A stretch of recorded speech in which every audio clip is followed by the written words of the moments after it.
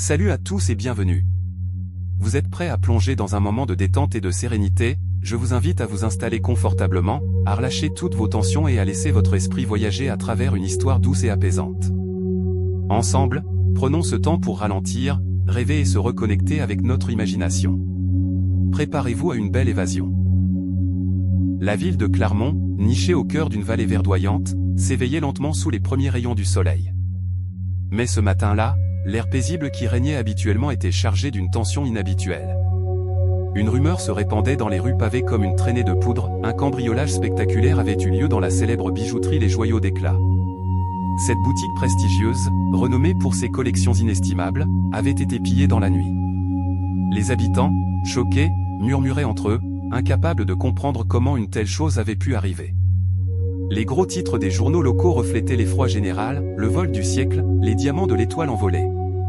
Ces diamants, des pierres d'une rareté inégalée, étaient non seulement des joyaux d'une valeur inestimable, mais aussi des symboles du prestige de Clermont. Leur disparition plongeait la ville dans la stupeur. Le détective Hugo Martel, un homme à la réputation sans faille, arriva rapidement sur les lieux. Hugo, dans la quarantaine, était connu pour son regard acéré et sa capacité à dénouer les affaires les plus complexes.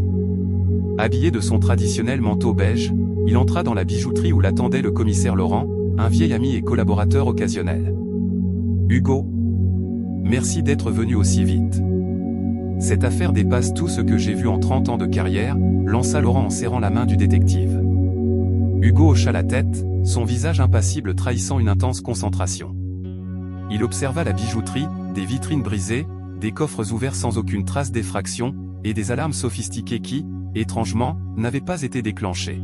« Intéressant », murmura-t-il en s'accroupissant pour examiner une vitrine. Hugo remarqua une infime trace de poudre blanche sur le rebord. Il préleva un échantillon avec précaution avant de se tourner vers le commissaire. « Faites analyser cette substance immédiatement. Elle pourrait nous fournir un indice important. » Pendant ce temps, la propriétaire de la bijouterie, Margot Delacroix, était assise dans un coin, visiblement sous le choc. Ses mains tremblaient alors qu'elle tentait de répondre aux questions des agents de police. Hugo s'approcha d'elle avec douceur. Margot, une femme d'une cinquantaine d'années à l'élégance naturelle, semblait dépassée par les événements. Ses yeux rougis par les larmes témoignaient de sa détresse. « Madame Delacroix, je sais que c'est difficile, mais j'ai besoin que vous me racontiez tout ce que vous savez. Chaque détail compte, dit-il d'une voix rassurante. Hier soir, tout était normal. Les coffres étaient verrouillés, les alarmes activées. Ce matin, quand je suis arrivé, tout était détruit. Les vitrines, les coffres. Comment cela a-t-il pu arriver ? » Hugo prit des notes tout en observant attentivement les réactions de Margot. Il détecta une légère hésitation dans sa voix lorsqu'elle évoqua les alarmes, mais décida de ne pas la confronter immédiatement. Alors que l'enquête avançait, Hugo apprit qu'un nouvel employé, Julien Morel, avait été embauché récemment. Julien, âgé de 25 ans, était décrit comme discret mais compétent. Cependant, il était absent ce matin-là, prétextant une maladie soudaine. Cette coïncidence éveilla immédiatement les soupçons d'Hugo. « Commissaire, trouvez-moi l'adresse de ce Julien Morel. Je veux lui parler, » ordonna-t-il. Quelques heures plus tard, Hugo se rendit à l'appartement de Julien. La porte était entr'ouverte, ce qui était déjà suspect. À l'intérieur, l'endroit était en désordre, les tiroirs renversés, les placards vides. Cependant, sur une table, Hugo trouva un carnet contenant des schémas sommaires de la bijouterie et des notes qui semblaient correspondre au code des coffres. « Intéressant, mais c'est trop évident », murmura-t-il. Hugo savait qu'un voleur habile ne laisserait pas de preuves aussi flagrantes derrière lui. Julien était-il un complice, ou quelqu'un avait-il délibérément placé ces indices pour l'incriminer? De retour au commissariat, les résultats de l'analyse de la poudre blanche tombèrent. Il s'agissait d'une substance rare, utilisée pour neutraliser certains systèmes d'alarme avancés. Hugo comprit immédiatement que l'auteur du vol n'était pas un amateur. De plus, des recherches approfondies révélèrent que Margot Delacroix faisait face à des difficultés financières. L'assurance sur les diamants aurait pu résoudre ces problèmes. Hugo nota cette piste sans pour autant l'accuser directement. Parallèlement, un témoin mentionna avoir vu une camionnette suspecte stationnée près de la bijouterie la nuit du vol. Le véhicule appartenait à une société de transport dirigée par un certain Gérard Lemoine, un homme avec un passé criminel. Hugo passa des heures à assembler les pièces du puzzle. La précision du vol, l'utilisation de substances sophistiquées, et les multiples pistes suggéraient une opération soigneusement planifiée. Cependant, plusieurs questions demeuraient sans réponse. Julien était-il coupable ou manipulé? Margot avait-elle un rôle dans cette affaire? Et quel lien Gérard Lemoine pouvait-il avoir avec ce vol? Nous avons affaire à un réseau bien organisé, peut-être même international. Ce vol n'est que la partie émergée de l'iceberg. Hugo savait que le temps jouait contre lui. Chaque minute qui passait éloignait les bijoux disparus. Pourtant, il était déterminé à percer ce mystère, quel qu'en soit le prix. La pluie battante enveloppait Clermont, transformant les rues pavées en rivières scintillantes sous les réverbères vacillants. Hugo Martel, abrité sous son fidèle parapluie noir, se dirigeait vers la bibliothèque municipale, un endroit qu'il savait être une mine d'informations insoupçonnées. L'affaire des bijoux disparus prenait une tournure de plus en plus complexe, et chaque pas le rapprochait d'une vérité qu'il pressentait explosive. Hugo avait passé la journée à éplucher les registres d'appels, les rapports de sécurité, et les caméras de surveillance autour de la bijouterie. Ce travail minutieux avait révélé un détail curieux, un appel mystérieux passé à une ligne non enregistrée juste avant le cambriolage. En croisant les données, il avait remonté la piste jusqu'à un certain Gérard Lemoine, le propriétaire de la camionnette suspecte. Hugo trouva rapidement l'adresse de Lemoine, une maison délabrée en bordure de Clermont. Lorsqu'il frappa à la porte, celle-ci s'ouvrit légèrement d'elle-même.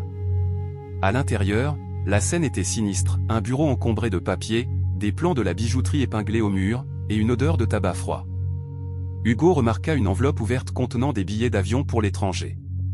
Cependant, ce qui attira son attention était une photographie posée sur le bureau. Elle montrait Gérard en compagnie de Margot Delacroix, la propriétaire de la bijouterie. Les deux semblaient proches, bien plus qu'un simple lien professionnel ne l'aurait suggéré. Plus tard dans la soirée, Hugo confronta Margot dans son bureau luxueusement décoré. « Margot, pouvez-vous m'expliquer pourquoi votre ami Gérard Lemoine possède des plans de votre bijouterie et une photo de vous deux ?» demanda-t-il calmement. Margot blêmit, ses doigts se crispant sur la coudoir de son fauteuil. « Gérard est un ancien ami. Nous avons travaillé ensemble, il y a longtemps. Mais je n'ai plus de contact avec lui depuis des années, je vous assure. » Hugo nota l'hésitation dans sa voix, un frémissement imperceptible dans ses gestes. Elle mentait, mais pourquoi? Le lendemain, Hugo obtint un mandat pour fouiller l'entrepôt de Gérard. Ce qu'il trouva dépassa toutes ses attentes, des caisses contenant des outils sophistiqués pour le crochetage, des substances chimiques similaires à celles utilisées pour neutraliser les alarmes, et, le plus incriminant, un des diamants de l'étoile, soigneusement enveloppé dans un chiffon de soie. Cependant, une lettre manuscrite attira l'attention du détective. Elle provenait de Margot et semblait donner des instructions détaillées sur les mesures de sécurité de la bijouterie. Avec ces éléments en main, Hugo organisa une réunion discrète avec le commissaire Laurent pour mettre au point un plan. Hugo soupçonnait que Gérard et Margot n'étaient que deux pièces d'un puzzle bien plus vaste. Leur réseau comptait probablement d'autres complices, et il fallait les attirer dans un piège. Pour cela, Hugo utilisa les médias locaux pour annoncer qu'une fausse pierre précieuse, ressemblant au diamant volé, était mise en sécurité dans un coffre-fort. L'objectif était clair, pousser les coupables à sortir de l'ombre. La nuit suivante, Hugo et une équipe d'agents se postèrent dans un entrepôt désaffecté, où se trouvait supposément le coffre contenant le faux diamant. Alors que l'horloge approchait de minuit, des bruits de pas se firent entendre. Hugo retint son souffle. Gérard apparut, suivi de deux autres hommes. Mais ce qui surprit Hugo, c'était la silhouette féminine derrière eux, Margot Delacroix elle-même. Elle donnait des ordres d'une voix ferme, prouvant qu'elle était bien la cerveau de l'opération. Avant qu'ils ne puissent toucher au coffre, Hugo et son équipe surgirent, armes en main. « La partie est terminée, Margot », déclara-t-il avec un calme glacial. Sous la lumière des projecteurs, Margot tenta de se défendre. « Vous ne comprenez pas. J'ai fait ça pour sauver ma bijouterie. Les dettes, les banques. Je n'avais pas le choix. Gérard m'a proposé ce plan, et je n'ai pas pu refuser. » Hugo secoua la tête, impitoyable. « Vous aviez le choix, Margot.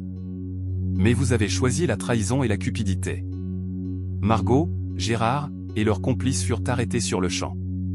Cependant, Hugo savait qu'il restait encore beaucoup de zones d'ombre. Qui avait financé l'opération? Et pourquoi avoir ciblé précisément ces diamants? La nuit était tombée sur Clermont, et une fine pluie s'abattait sur les toits, créant une mélodie persistante qui semblait accompagner les pensées tourmentées du détective Hugo Martel. Installé dans son bureau, entouré de dossiers ouverts et d'une lampe de bureau qui projetait une lumière tamisée, Hugo examinait les informations qu'il avait jusqu'à présent. Le puzzle se complexifiait, mais une nouvelle pièce venait de se révéler, un nom, Étienne Valois. Étienne Valois n'était pas un inconnu à Clermont. Industriel influent, il contrôlait plusieurs entreprises dans l'immobilier et l'import-export. Cependant, son nom apparaissait également dans des affaires plus troubles, soupçons de fraude fiscale, implications présumées dans des circuits financiers offshore, et rumeurs de connexion avec des cercles criminels. Rien de concret n'avait jamais pu être prouvé, mais pour Hugo, Valois incarnait l'image parfaite d'un manipulateur opérant dans l'ombre. Hugo passa des heures à fouiller les archives de la police, les rapports fiscaux et les articles de presse, cherchant des liens tangibles entre Valois et les récents événements. Ce travail minutieux révéla un détail intrigant, une série de transactions financières suspectes effectuées par une société écran appartenant à Valois, avec des mouvements de fonds qui correspondaient aux jours précédant le cambriolage. Ce type ne fait pas d'erreur sans raison, murmura Hugo en tapotant du doigt sur une page de son carnet. Il savait que pour coincer quelqu'un comme Valois, il aurait besoin de preuves solides. Au commissariat, le commissaire Laurent observait Hugo avec admiration. « Tu es sur la bonne piste », dit-il en posant une tasse de café chaud sur le bureau encombré de son ami. Mais Valois n'est pas quelqu'un qu'on attrape facilement. Il a des avocats et des alliés partout. Hugo hocha la tête. « Je le sais bien. Mais chaque homme a une faiblesse. Il suffit de la trouver. » À ce moment, une jeune agente nommée Clara entra précipitamment. « Monsieur Martel, nous avons quelque chose d'intéressant. Une de nos sources dans le milieu criminel mentionne une transaction prévue dans 3 jours. Il s'agit apparemment de la vente des diamants volés. » Hugo se redressa, les yeux brillants de détermination. « Où cela doit-il se passer ?» Clara consulta ses notes. « Dans un entrepôt au port. Valois ne sera probablement pas présent, mais ses hommes géreront l'échange. » Le port de Clermont, connu pour ses allées sombres et ses entrepôts décrépits, était un lieu idéal pour des activités clandestines. Hugo, accompagné de Clara et d'une équipe réduite, s'installa discrètement dans une camionnette non loin de l'entrepôt. La pluie continuait de tomber, masquant les bruits de leur présence. À travers ses jumelles, Hugo observait l'activité. Quelques hommes, habillés de façon décontractée mais affichant une posture méfiante, entraient et sortaient de l'entrepôt. Une camionnette blanche, semblable à celle signalée lors du cambriolage, était garée à l'entrée. « Ils sont nerveux », murmura Clara. « On dirait qu'ils s'attendent à quelque chose. » Hugo acquiesça. Ils savent que la police pourrait être sur leurs traces. Mais ils ne savent pas que nous sommes déjà là. Vers minuit, une berline noire s'arrêta devant l'entrepôt. Un homme en sortit, grand, élégant, vêtu d'un manteau sombre. Hugo reconnut immédiatement Étienne Valois. Contrairement à ce qu'ils avaient prévu, Valois avait choisi de superviser l'opération en personne. Hugo se tourna vers Clara. « C'est notre chance. On attend qu'il montre les diamants, puis on intervient. » À l'intérieur, des voix s'élevaient. Grâce à un micro directionnel, Hugo put capter une partie de la conversation. « Les diamants sont prêts à être expédiés », disait un des hommes de Valois. « L'acheteur arrivera dans 15 minutes. » Valois répondit d'une voix froide. « Bien. Je veux que tout soit parfait.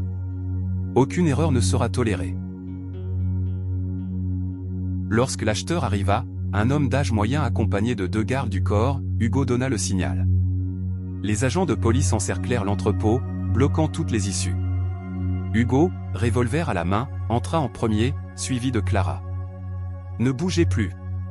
Vous êtes en état d'arrestation », cria Hugo. Le chaos s'ensuivit. Certains des hommes tentèrent de fuir, mais furent rapidement maîtrisés. Valois, cependant, resta immobile, un sourire narquois sur le visage. « Monsieur Martel, dit-il calmement, je ne vois pas de quoi vous m'accusez. » Hugo ignora son arrogance et fouilla la pièce. Sur une table, il trouva une mallette ouverte contenant les diamants volés. C'était la preuve dont il avait besoin. Au commissariat, Hugo interrogea Valois pendant des heures. L'homme se montra coopératif, mais ses réponses étaient toujours calculées, laissant peu de place à l'interprétation. Cependant, grâce aux documents saisis dans l'entrepôt, Hugo découvrit que Valois n'était pas le cerveau de l'opération, mais plutôt un intermédiaire. Le véritable commanditaire opérait depuis l'étranger. Clara entra dans la salle d'interrogatoire avec de nouvelles informations. Monsieur Martel, nous avons identifié une société à Dubaï qui semble être le dernier maillon de la chaîne. Les transferts d'argent passent par là. Hugo hocha la tête, conscient que l'enquête venait de prendre une dimension internationale. Avant que Valois ne soit transféré en détention provisoire, Hugo décida de lui poser une dernière question. Pourquoi avoir pris autant de risques pour ces diamants? Vous aviez tout à perdre. Valois esquissa un sourire. Parce que dans ce monde, tout le monde a un prix. Vous le savez aussi bien que moi, Martel. Hugo le regarda partir, son esprit déjà focalisé sur les prochaines étapes. Cette affaire était loin d'être terminée. Alors qu'Hugo Martel observait les premières lueurs du jour illuminer Clermont, il savait qu'il se trouvait maintenant au cœur d'une affaire bien plus vaste que prévu. Les informations obtenues lors de l'interrogatoire d'Étienne Valois et la découverte de la société basée à Dubaï ne laissaient aucun doute, cette affaire impliquait un réseau criminel international spécialisé dans le trafic de pierres précieuses. Hugo, assis à son bureau, fit un point avec le commissaire Laurent et Clara. Nous avons découvert des connexions dans plusieurs pays. Dubaï est peut-être leur centre financier, mais il est clair que Clermont n'est qu'un maillon de la chaîne. Que prévoyez-vous de faire maintenant? Demanda Laurent, les sourcils froncés. Hugo posa un dossier sur la table. Nous devons utiliser Valois pour remonter jusqu'au véritable cerveau. Mais cela va nécessiter une coordination avec Interpol. Alors qu'Hugo coordonnait les démarches avec les autorités internationales, Clara entra dans le bureau, un téléphone portable en main. Nous avons trouvé quelque chose d'intéressant dans le téléphone d'un des complices arrêtés avec Valois. Il contient des messages codés, mais l'un d'eux mentionne une réunion imminente. Hugo se redressa. Une réunion? Où et quand? Clara consulta les notes. Il parle d'une villa isolée près des montagnes, à 2 heures d'ici. Cela semble être leur prochain point de rassemblement pour finaliser la vente des diamants. Hugo sentit une montée d'adrénaline. C'est notre chance. Préparez une équipe. Nous allons infiltrer cette réunion. Le plan fut élaboré avec soin. Hugo décida de se faire passer pour un acheteur potentiel en utilisant des documents d'identité falsifiés. Clara jouerait le rôle de son associé, tandis qu'une équipe d'intervention resterait en alerte à proximité. L'objectif était clair, identifier tous les membres du réseau présent et sécuriser les diamants restants. Avant de partir, Hugo briefa son équipe. Ce ne sera pas une opération facile. Ces gens sont dangereux et n'hésiteront pas à recourir à la violence si les choses tournent mal. Soyez prudents. La villa était située au sommet d'une colline, entourée de forêts denses. En arrivant sur place, Hugo et Clara furent accueillis par des gardes armés. Vos noms? Demanda l'un d'eux d'un ton méfiant. Monsieur Dupont et Madame Leroux, répondit Hugo calmement en tendant les faux papiers. Après un moment de vérification, les gardes les laissèrent entrer. À l'intérieur, la villa était un mélange de luxe ostentatoire et de discrétion calculée. Des hommes en costume discutaient en petits groupes, tandis qu'un homme d'âge moyen, visiblement le chef de cette réunion, supervisait les lieux. Hugo observa attentivement les invités. Certains semblaient être des acheteurs potentiels, tandis que d'autres étaient clairement des membres du réseau. Hugo reconnut même 2 des complices de Valois parmi eux. Alors qu'Hugo et Clara s'assirent à une table, le chef du réseau s'approcha. Il se présenta comme « Monsieur Grégoire » et, sans perdre de temps, commença à parler affaires. Nous avons ici les plus beaux diamants que vous puissiez trouver sur le marché noir. Leur pureté est inégalée, et leur traçabilité est impossible. Alors, combien êtes-vous prêt à offrir? Hugo resta impassible. Cela dépend de ce que vous avez à montrer. Grégoire fit un signe de tête, et l'un de ses hommes apporta une mallette. Lorsqu'elle fut ouverte, Hugo vit les diamants scintiller sous la lumière. C'étaient bien les pierres volées. Alors que la négociation continuait, Hugo envoya un signal discret à l'équipe d'intervention à l'extérieur.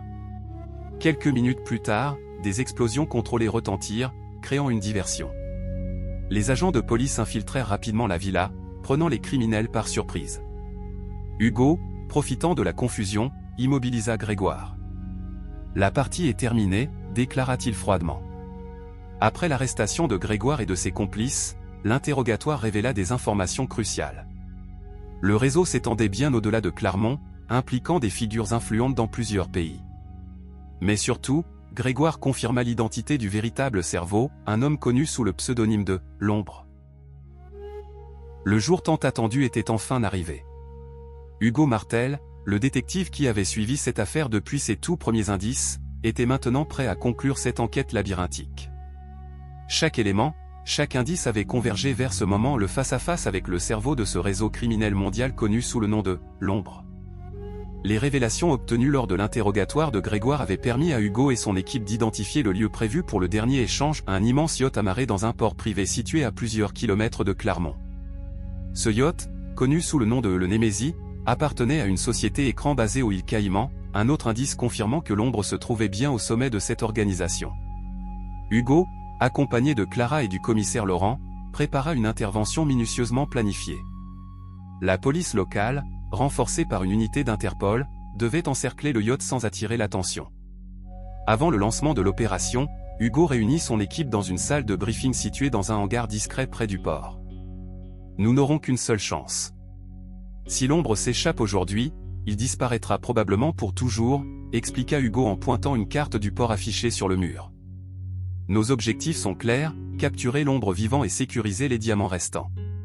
Mais soyez vigilants. Ces hommes sont armés et prêts à tout. Clara, assise au premier rang, leva la main. Et si l'ombre tente de détruire les preuves ou de fuir par voie maritime? Hugo hocha la tête. Nous avons des bateaux rapides en stand-by. Et pour ce qui est des preuves, nous devons agir vite. Les agents infiltrés à bord devront neutraliser toute tentative de sabotage. Alors que la nuit tombait, Hugo et Clara, déguisés en acheteurs, furent escortés à bord du yacht par des hommes en costume sombre. Le navire était une véritable forteresse flottante, équipée de systèmes de sécurité avancés et gardée par une dizaine d'hommes lourdement armés. Hugo observa chaque détail avec attention, la disposition des gardes, les caméras de surveillance, les issues possibles. Il savait que chaque seconde comptait. Dans la salle principale, un homme attendait. Grand, mince, et vêtu d'un costume impeccablement taillé, il avait une présence magnétique. C'était lui, l'ombre. L'ombre accueillit Hugo et Clara avec un sourire glacial. Alors, vous êtes les fameux acheteurs dont on m'a parlé. Vous savez, j'ai toujours admiré ceux qui comprennent la vraie valeur des choses. Les diamants, après tout, ne sont pas seulement des pierres. Ils sont un symbole de pouvoir, de rareté, et d'éternité. Hugo joua le jeu, hochant la tête tout en observant attentivement l'homme devant lui. Nous sommes ici pour conclure un marché, pas pour des discours philosophiques. Montrez-moi ce que vous avez. L'ombre sourit, amusé par la réponse. Il fit un signe de la main, et l'un de ses hommes apporta une mallette contenant les diamants restants. Hugo sentit une adrénaline monter en lui. C'était le moment crucial. Alors que l'ombre détaillait les qualités des diamants, Hugo activa discrètement un dispositif caché dans sa montre, signalant à l'équipe d'intervention de passer à l'action. Une explosion assourdissante ébranla soudainement le navire, créant une diversion. Les agents d'Interpol montèrent à bord en quelques secondes, prenant les gardes par surprise. L'ombre, bien qu'impressionné, resta calme. Il tenta de fuir par une issue latérale, mais Hugo était sur ses talons. « Vous ne pouvez pas fuir la justice », cria Hugo en bloquant son chemin. L'ombre sortit une arme, mais Hugo, préparé, le désarma d'un mouvement rapide. Une lutte s'ensuivit, intense et brutale, mais Hugo finit par maîtriser son adversaire. « C'est fini », dit-il en passant les menottes à l'ombre. Avec l'arrestation de l'ombre, le réseau criminel fut démantelé. Les diamants furent restitués à leurs légitimes propriétaires, et la ville de Clermont retrouva son calme. Cependant, pour Hugo, cette affaire était un rappel des forces obscures qui opèrent dans l'ombre. Lors d'une conférence de presse, le commissaire Laurent déclara « Cette opération est une victoire majeure contre le crime organisé. Mais nous devons rester vigilants. Il y aura toujours d'autres ombres à combattre. » De retour chez lui, Hugo sirota un verre de vin en regardant par la fenêtre. Une nouvelle affaire était terminée, mais il savait que son travail ne serait jamais fini. La justice n'était pas un objectif, mais un chemin qu'il était prêt à suivre, quoi qu'il en coûte. Merci d'avoir pris le temps de regarder cette vidéo. Si vous avez aimé ce moment de détente, n'oubliez pas de laisser un petit like, de vous abonner à la chaîne pour ne rien manquer, et d'activer la cloche pour être alerté des prochaines histoires. Votre soutien fait toute la différence et m'aide à continuer à partager ces instants avec vous. À très bientôt pour une nouvelle aventure.